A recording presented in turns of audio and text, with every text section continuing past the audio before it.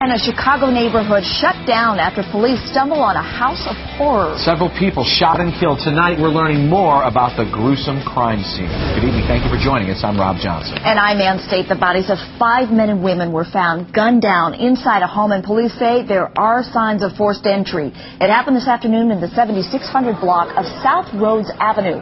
CBS 2's Mike Puccinelli is live on the scene with our top story. Mike.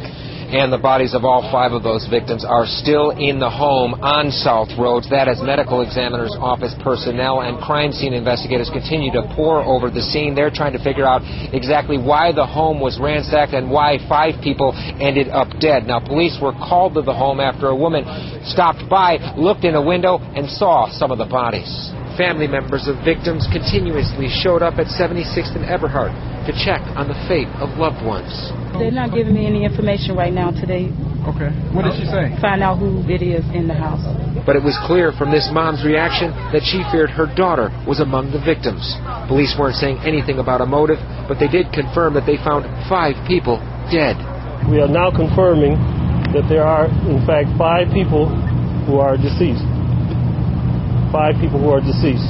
2 female black, 3 male black. The age range is in the 20s. Detectives say preliminarily it appears that the 5 were shot. Basically, it's a single family dwelling. There's 2 floors with a basement, and they were all 5 victims were found on the first floor. Jonathan Williams says he knew all 5 victims and had just had a barbecue with them yesterday. It's too crazy. This is unbelievable. This is like people who I'm planning my future with, and they're all dead. Police went door to door canvassing for information. They also searched the alleys near the crime scene. Investigators say the killings don't appear to be a random act. Possibly it could be 4 homicides and a suicide. We don't know. So we have to look and see what we actually have before we can discuss that. Family members on the scene tell us among the victims, 27-year-old Anthony Scales. We also just heard from Cheryl Flowers. She tells us that she has indeed confirmed that her daughter, Whitney Flowers, is also among the dead.